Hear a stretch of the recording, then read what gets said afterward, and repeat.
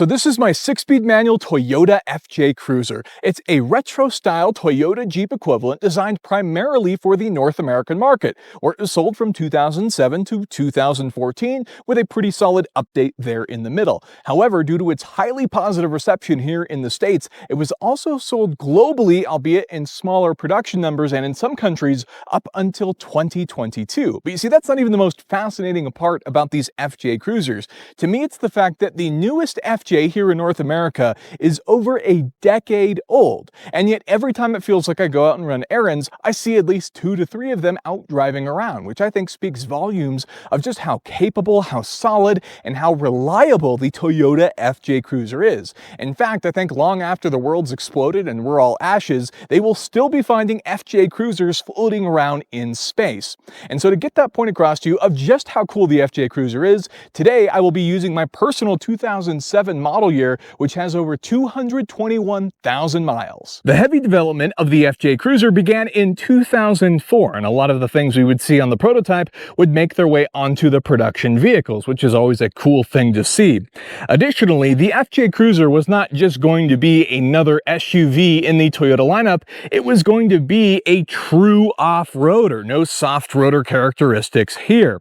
And to do that, Toyota actually tested and developed the FJ Cruiser on some of the hardest and most robust trails that you can find here in North America. They tested it on Moab, they tested it on the Rubicon, and many other trails, and in the process also worked and continuously updated things like the Toyota A-Track off-road system that would be seen on the FJ Cruiser, and it was developed specifically from their experiences on those trails, creating a system which would be similar to having a differential lock, but of course you could get an actual differential lock on the FJ as well, but we'll talk about that more later. As far as the styling and the vehicle itself, well, when they're out by themselves like this in an empty parking lot, they look pretty big and imposing, but they're actually not as big as you think. In fact, it's actually a slight smidge bigger than a Toyota RAV4, but was still smaller than the Toyota Highlander, and that's kind of where it's slotted in. And of course, it shared all sorts of drivetrain controls and switches with other vehicles in the Toyota lineup, including things like the Toyota 4Runner, which is pretty interesting to think about, and the overall characteristics of the vehicle. There's a lot of really cool things as well, which we'll talk about here in a sec. In terms of the overall styling, it's obviously inspired by the Toyota FJ40 series, and a lot of it is very, of course, iconic. When you look at them, I think their retro styling is also what makes them so fun and lovable as off-road vehicles, especially the earlier models with the white roof, like this 2007 example.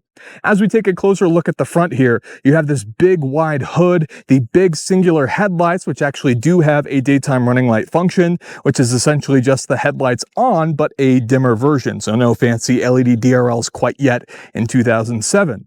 The big Toyota lettering, of course, something that Toyota still uses today on select models. These massive amber turn signal side markers here that are, of course, very iconic and often swapped out on certain vehicles with aftermarket replacements. Then you have a big high clearance bumper that does a good job of matching everything, and of course being in plastic to sort of help take any hits that might happen while off-roading. The other thing is, on some of these earlier vehicles, they didn't necessarily come with very aggressive skid plates. They were more of just light guards for road driving, and thus the aftermarket has to step in for some real aggressive Under Armour, but that would be fixed with some of the later updated models for the Toyota FJ Cruiser.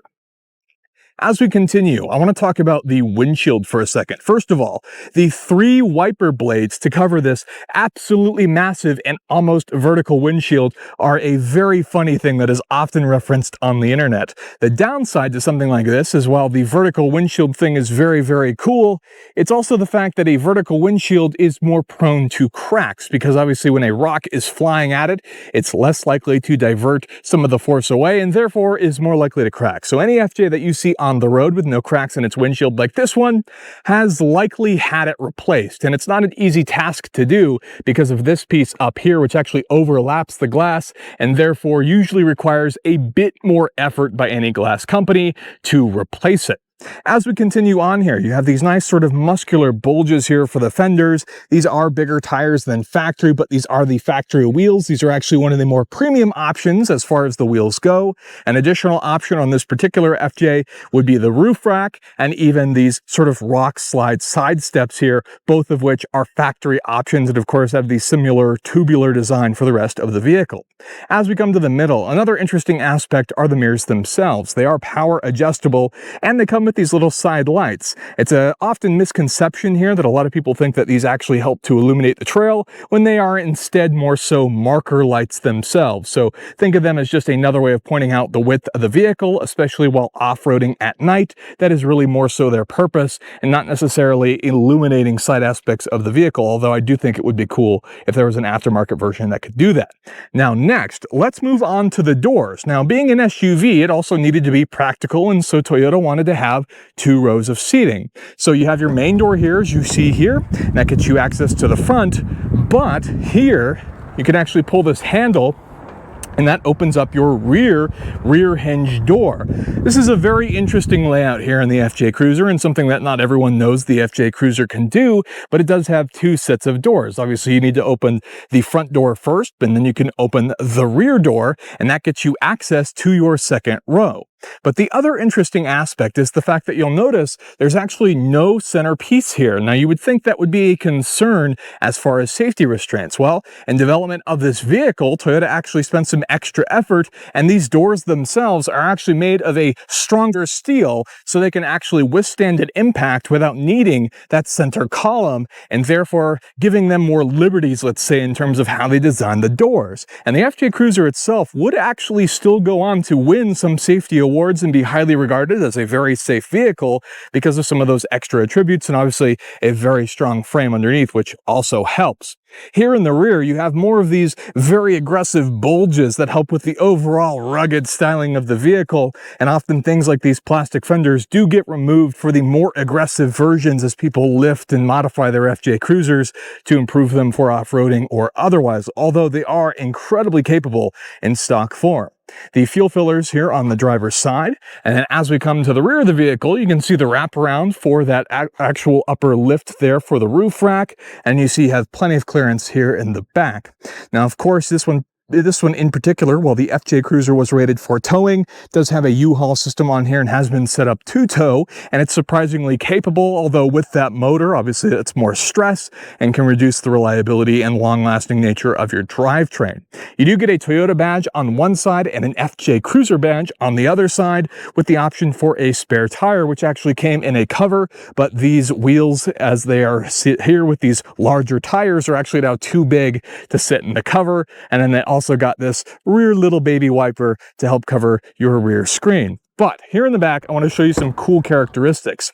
The door opens to the side, and one very cool feature is this, and that is the lock for the rear hatch. This actually locks closed, and so you can leave it open to either enjoy your camping, whatever the case is, sit on the tailgate, and you don't have to worry about it shutting on you. This is so popular, in fact, that I have a friend who actually has a Hummer that actually retrofitted this onto his truck because he liked it so much. Additionally, as you can see here from the hinges on the inside, you can also open this rear glass window, but again, with the larger wheel and tire package currently on this one, that's not necessarily possible because the tire gets in the way.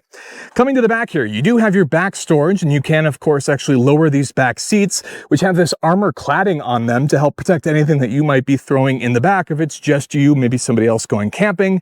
And then in this case, another optional feature on this particular FJ is the subwoofer, which you'll find right here. And unfortunately, should you need to access your tail light on this side, it also needs to be removed and out of the way to gain access to the access panel. But otherwise, everything is incredibly robust, and it's not like you're replacing your rear taillights on a regular basis anyways, so not a real concern. But that's a quick look at the exterior styling characteristics of the Toyota FJ Cruiser. Underneath, the FJ Cruiser is body-on-frame construction with a double wishbone setup in front and a 4-link in rear, utilizing coil springs and sharing parts with the Tacoma, 4Runner, and other Toyota models, all designed to last longer than dirt. You'll also find disc brakes all around, featuring 4-piston calipers in front and 2-piston calipers in rear. The 4x4 FJs feature 9.6 inches of ground clearance, a 34-degree approach angle, 30-degree departure angle, and a 27.4-degree breakover angle. You might also be surprised to hear that the FJ can tow up to 5,000 pounds, more than most SUVs of its size. Under the hood of the Toyota FJ Cruiser was only one engine option across the board. However, it would see an update throughout the middle of production for the FJ Cruiser. Now, what you have here is classic Toyota. It's a large displacement motor that features a very under-stress tune so that this engine can get you to the moon and back. You are looking at the 1GR FE. It's a naturally aspirated 4-liter V6, and in the early models, like this 2007 example, it only features single variable valve timing. Now, the engine was rated for 239 horsepower and 278 pound-feet of torque in this configuration, and could do 0 to 60 in about 7.8 seconds. So certainly not fast, but it's never ever underpowered, will have no problem accelerating up hills, and could even be used for towing, although you might not necessarily want to do that, as that provides additional stress on your drivetrain. Now, starting in 2010, the engine would be updated. From 2010 to 2014, of course, would be the updated models of the FJ Cruiser, and the engine saw the upgrade, if you will, of dual variable valve timing, and with it came a power increase of 259 horsepower and 271 pound-feet of torque. But there was another change that was very interesting for the FJ Cruiser, and that is the gas change. You see, the early versions, like this one, were designed to run on 91 octane. That's the premium gas, and therefore fill-ups can be quite expensive on what is not a fuel-efficient vehicle. The upgraded engine was now able to run on 87, and according to some people, depending on who you talk to, running 91 in the dual variable valve timing version of the engine could actually lead to improved fuel economy, which is kind of an interesting thing to think about. My experience with this particular early vehicle is about 15 miles per gallon city on average and 17 highway. However, I will say when coming back, obviously, or heading downhill from higher altitude locations, I have been able to break it barely into the 20 and getting about 20 to 21 miles per gallon, but it's kind of cheating because I'm going downhill. Now, from there, obviously, these engines were available with the 6-speed manual transmission that uniquely features full-time 4-wheel drive like in this one, or you could also get the 2-wheel drive or the 4-wheel drive with the automatic transmission. But the 1GR FE is one of the most reliable engines Toyota has ever produced for getting the FJ Cruiser both to the moon and back, which at the end of the day is all you can ask for when it comes to these vehicles. And the engine bay itself, of course, is quite easy to work on. Everything is right in front of you as far as all of your fluids, the battery, everything is just so easy to adjust or look at, and there's not really anything fancy going on the inside, which is really what you want for a vehicle that's meant to go everywhere. Now, did you know that the Toyota FJ Cruiser was actually offered with several drivetrain and transmission options? A lot of people tend to assume that every FJ Cruiser was automatic and 4-wheel drive, but that's just not the case. Now, first, I want to start with the base model, or as the FJ community likes to call it, the California Edition, and that's name basically comes from the main demographic who would have bought these vehicles when they were new. The base model, just like an SR5, was an automatic 2-wheel drive only version of the Toyota FJ Cruiser, which meant you got the retro styling and terrible fuel economy of the FJ, but not all of the off-road capabilities. Now, I don't want to completely discredit the 2-wheel drive models because you still had plenty of ground clearance, and obviously you could get very aggressive tires that would make it just fine for most conditions, including things like fire roads where ground clearance is perhaps more important than traction itself, and it'd be just fine for driving in a snowy environment, let's say. But for the most part, the people that bought those vehicles obviously were more interested, let's say, in the overall image. And I do want to warn you, when you are shopping for an FJ as compared to the 4-wheel drive models, is the fact that the 2-wheel drive models can kind of cleverly be stuffed in there throughout marketplace and such, and you want to make sure you physically place your eyeballs on that center console to check for a 4-wheel drive shifter, because there is a significant difference in price between a 2-wheel drive model and a 4-wheel drive model. Moving on to the next trim, that would of course be the automatic transmission, but with 4-wheel drive. And this was a part-time system, which meant in most driving instances in the city and the highway, you were in 2-wheel drive. And when you needed it, you would take your manual shifter and place it from 2-wheel drive into 4-wheel drive with your selection of both high and low gears for the transfer case, and could then drive it from there. And so that was the interesting layout. Obviously easy, stress-free driving without that third pedal that made it pretty enjoyable, and perhaps the most common version for 4-wheel drive. But then lastly, and perhaps perhaps most interestingly, and definitely the most rare version of the FJ Cruiser, was the 6-speed manual transmission. And even more interesting than a 6-speed in this truck is perhaps the fact that the 6-speed manual version of the FJ was also full-time 4-wheel drive, which is a difference or a departure from the automatic version, meaning all 4 wheels were always powered in the 6-speed models like this one, and thus also made it the more desirable version for the enthusiast with the classic manual transmission and the manual shifter, with the difference being instead of going from 2-wheel drive to 4-wheel drive, you start in the high 4-wheel drive model and have the option to shift down into high-low, and then of course your selection of low gears when off-roading your vehicle, but you have more traction all the time and of course slightly different driving characteristics. The downside of the 6-speed manual, you would say, would be fuel economy.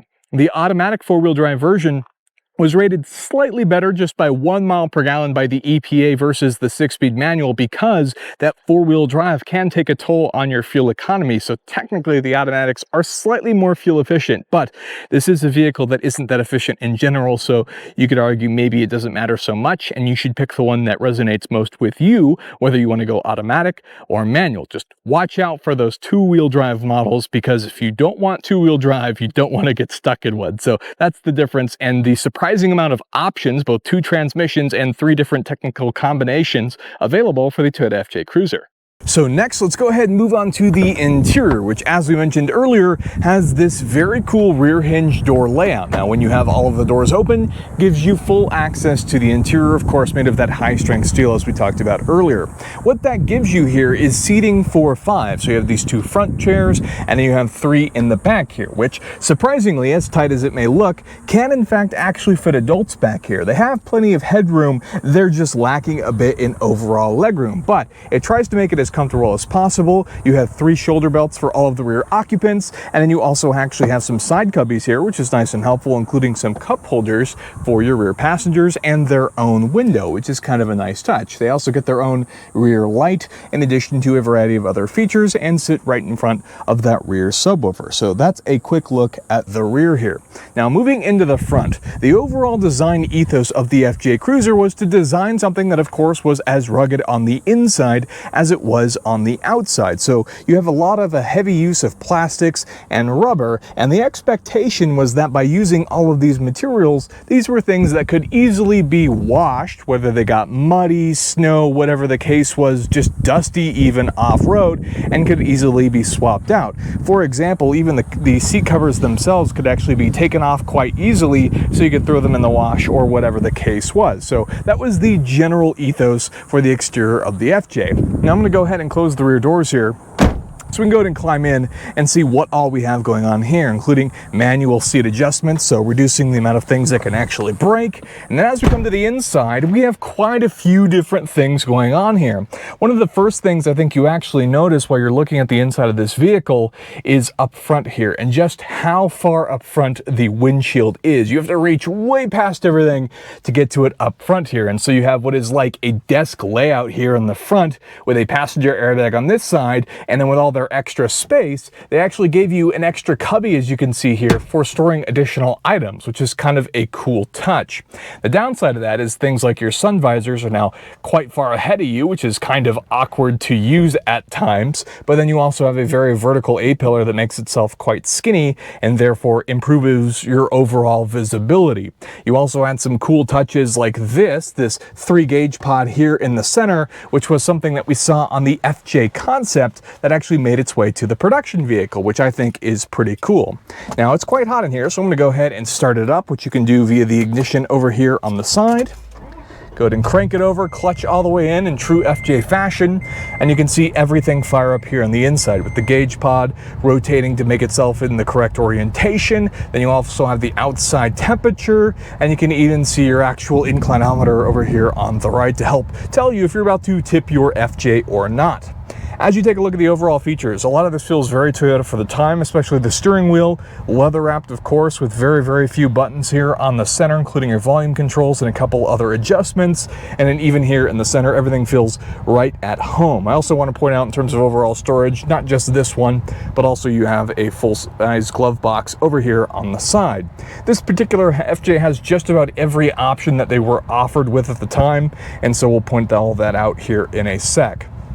As you take a look at the main dash display, you of course have everything is physical gauge with the exception of the odometer, which is in fact digital down below, and you can easily cycle through that as you would expect here, including showing our 223,000 miles on this FJ, which is crazy to think about. Over here on the side, you can see your fuel gauges, your voltmeter, a lot of which are dumb gauges, but then we also have our tach and our speedo, which goes up to 128 miles per hour, which I think is pretty optimistic for the FJ Cruiser. As you take a look, this is the typical Toyota cruise control stock here. Same thing with the wipers and even the light orientation, which even in off still has their daytime running lights. And then the minute you switch it to on, you'll have the cool sort of orange backlit gauges. Over here on the left side, you of course have your power window controls, which is auto for the driver's side, your lock controls, and of course the ability to block just the passenger window. The rear windows do not roll down. And over here we have our illumination adjustment for our gauges, our electronic power mirror adjustments for both sides, and even the clutch start cancel. Now this is obviously for the manual transmission only, and the cool part about this is something you can still get in the modern Tacoma manual transmissions. And this is essentially, let's say you stall it or are starting the vehicle uphill, it'll help using the starter to get the flywheel moving to actually start forward motion of the vehicle, which of course can be difficult for manual transmissions on a hill, but that's what that does. It essentially just helps you get going in the event that you stall it or just need to get it going on a steep hill. As we move to the center here, so obviously you have a very interesting layout, and some of these buttons and controls look cartoonishly big for the vehicle, all of these dials and things of that nature. And there's a good reason for that. When engineering this vehicle, all of the controls for the FJ Cruiser were actually engineered with the expectation that you could use these while wearing gloves. And so that's the reason all of these knobs and everything are so large and sort of cartoonish to some extent. But I think it has the other effect of also just giving the vehicle lots of character.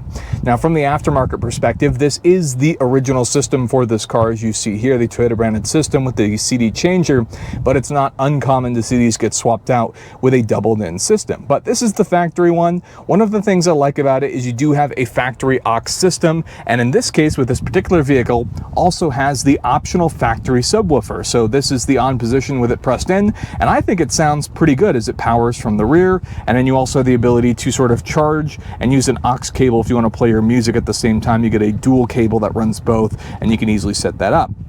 Some other cool features here, the A-Track system. And what this was, is it was essentially a off-road traction control system that was developed by Toyota on actual trails and was adjusted throughout the FJ's development into what would finally make its way here to the actual production models. The A-Track system was something that was supposed to be able to simulate what a diff locker would do to help the vehicle get unstuck or just find traction in tough circumstances. And so that's something that came on the FJ Cruisers. Now this one, fortunately, has the factory optional rear diff locker. So if you get stuck, if the four-wheel drive's just not cutting it, you want to make sure you lock that rear so you don't get any sort of sticky situations. Then you have that available as a factory option. You also have parking sensors, which you can easily turn on and off. I find these to be quite helpful, especially with some of the blind spots on this vehicle and the fact that you don't have a backup camera. But if you added your double-din display here from the aftermarket, you could easily wire something in. And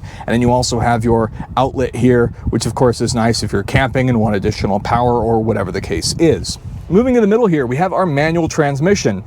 So here is neutral. You can go ahead and put it in first. It has a pretty long throw to get it into second, but then one thing I actually like, especially since you don't have a backup camera or any way of knowing for sure, when you put it in reverse, it beeps.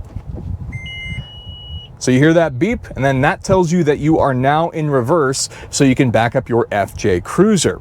Now this, of course, is a manual transmission, but it is a 6-speed manual transmission, and of course, unique to the manual transmissions for the FJ model is the fact that they were full-time 4-wheel drive, which is kind of a nice touch, but because of that, they actually get worse fuel economy than the automatic transmissions, which is quite interesting. Then finally, over here on the right is, of course, the 4-wheel drive shifter. The difference being for the manual transmissions, rather than shift from 2-wheel drive to 4-wheel drive, is the fact that you're already in 4-wheel drive, so the lowest setting for your shifter is going to be 4-wheel drive high, with the option to shift it all the way through neutral, even into low. So that's kind of what the options are that you see here on the 4-wheel drive shifter.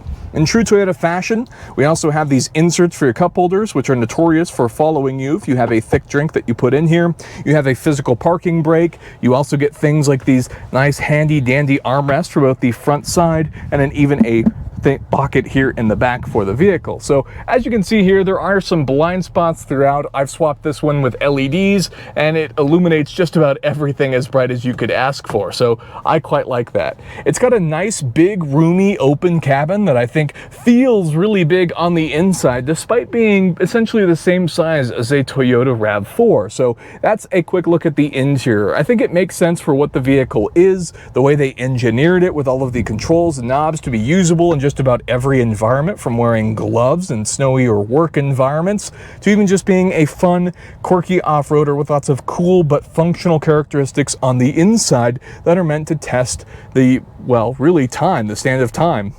The other thing that I like is the fact that there's no rattles, nothing feels loose. Like, yes, it's plastic and rubber throughout the vehicle, but it's built in a really, really solid Toyota fashion, and you can just enjoy this vehicle and use it while having some fun and quirky characteristics, including the usability of your 3 wipers. So, what's it like to drive the Toyota FJ Cruiser?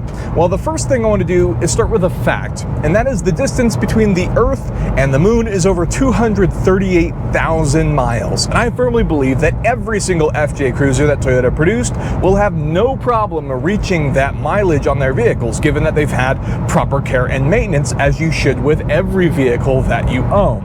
This one, for example, my FJ Cruiser is currently at 223,000 miles, and yet I've continued to take road trips with it, both up north to 7,000 feet, and then even across states into California and back to here in Arizona, and it doesn't skip a beat. In fact, my friends who have driven this, some of which are Toyota diehards, say that they love this thing, and they're surprised with how well it drives for a vehicle with over 200,000 miles on the odometer. And I think that is a testament to how well these were built by Toyota, and why you see so many of them on the road, and why they will still be around long after we people cease to exist. So, for example, here on the inside, we're actually on the freeway. And yes, there's a good bit of wind noise and stuff like that. It's shaped like a block. You have to give it some credit. It's not the most aerodynamically shaped vehicle, and therefore you have a little bit of extra wind noise and a little bit of even the ground noise with the ladder frame and all that stuff as you're cruising on the freeway. But for the most part, it's quite quiet. There's no rattles from the suspension or the interior, and I can tell you from what I've seen with the work that's been done to this one, there's been no significant changes at all really in the life of this vehicle other than regular maintenance items, and yet here it is still trucking along 223,000 miles later. Now, let's talk about the actual driving characteristics.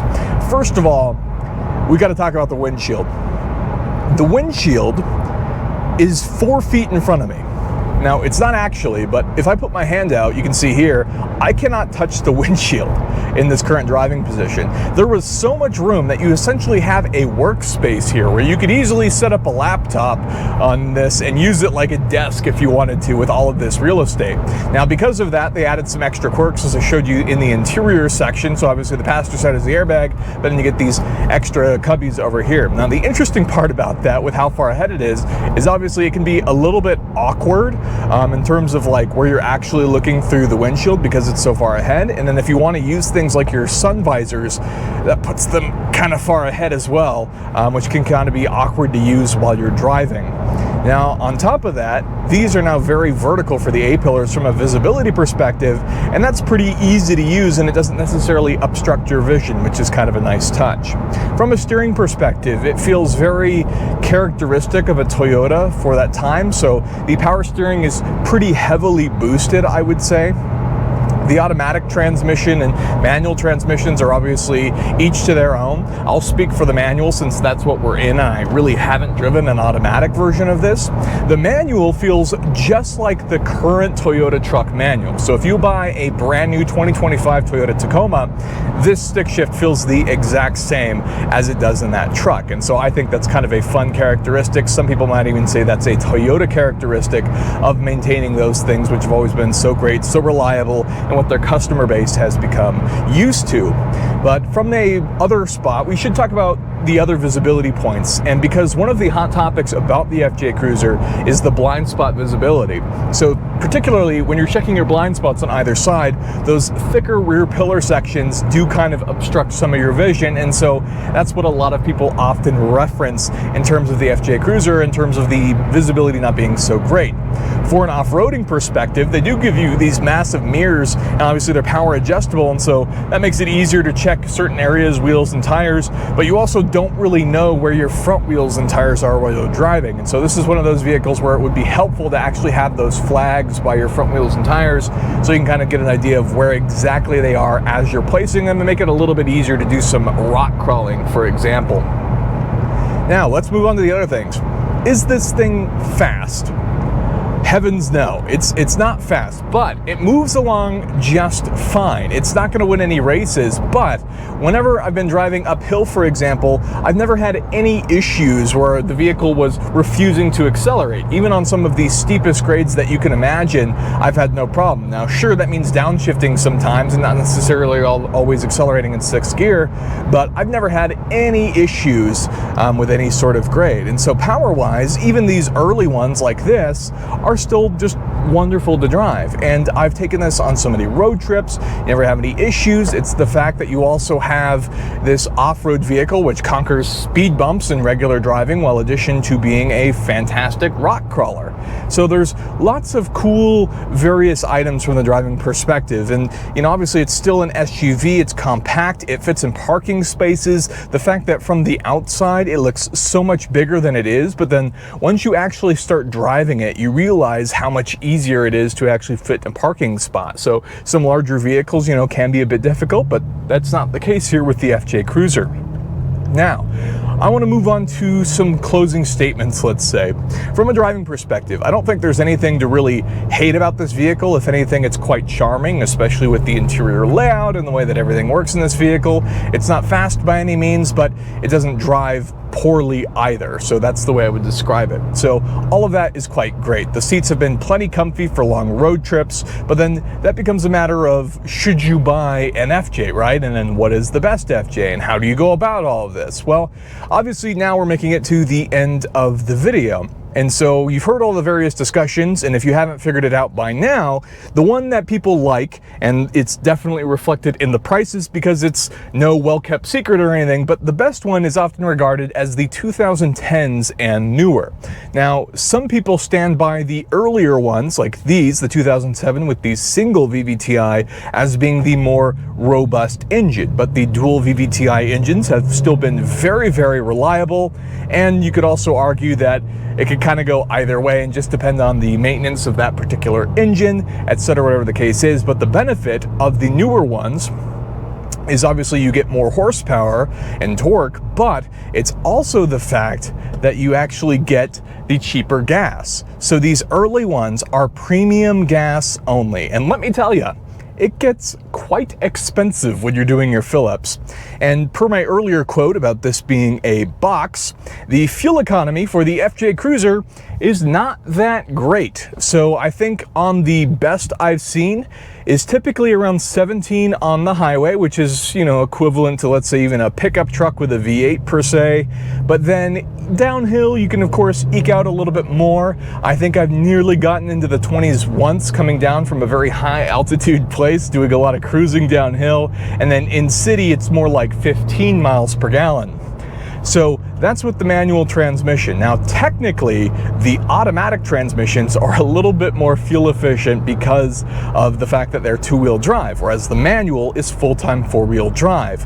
Now, is there a huge driving characteristics difference? I would only say in terms of the traction scenarios, driving off-road, etc., where obviously the full-time four-wheel drive is going to feel slightly different than the automatic versions. But 2010 and up is the one to have. Now, do I think that that should discourage you from the earlier FJ Cruisers? Absolutely not. I think if you find a good deal on even an early FJ Cruiser, that would still be a fantastic buying deal as compared to a 2010. In fact, some people might even be turned off by the 2010s because there is a price premium when compared to the early FJ Cruisers.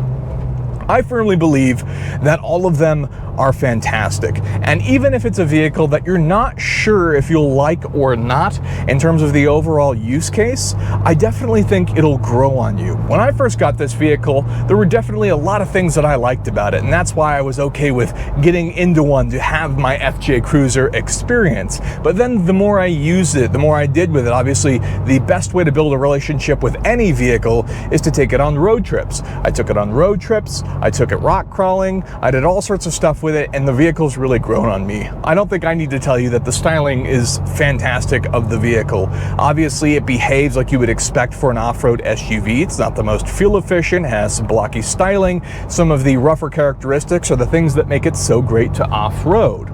On the other side of that, one thing you'll hear people often talk about for the FJ Cruiser is why hasn't Toyota built another one?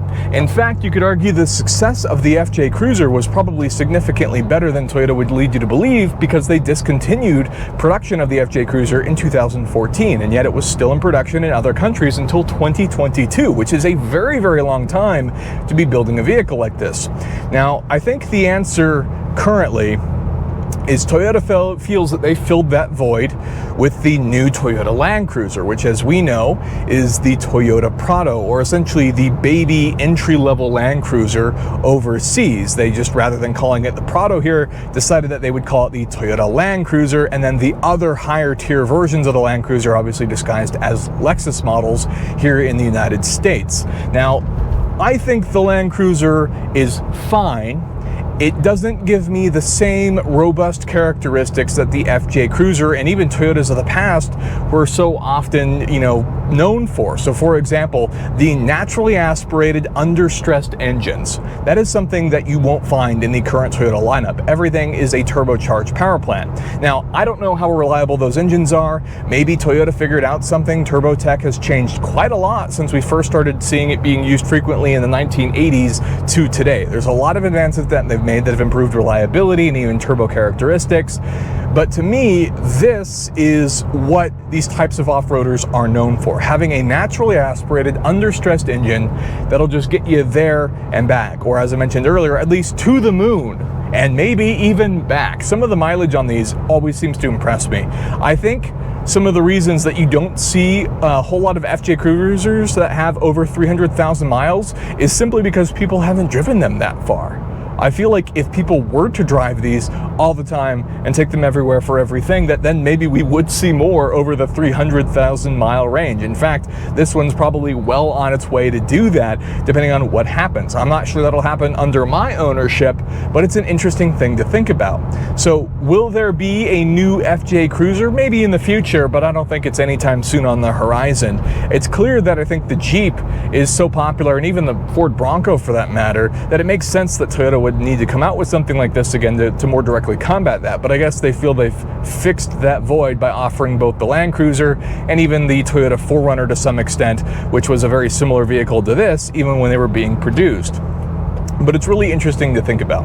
But with that, that's the end of the video. What I would leave it with is, if you're thinking about getting an FJ Cruiser, absolutely do it. Just make sure all of the maintenance has been done. I wouldn't be too scared of mileage, although obviously always the lower the better, but whether that's an early or a later one, it really just depends on what you want. I think some of the characteristics, like this one in particular, I have loved the subwoofer, and that is something that I would say any vehicle you're thinking about, you should absolutely get. And then from an off-roading perspective, things like the rear locker and some of those other characteristics are great to have if you're really going to use your vehicle.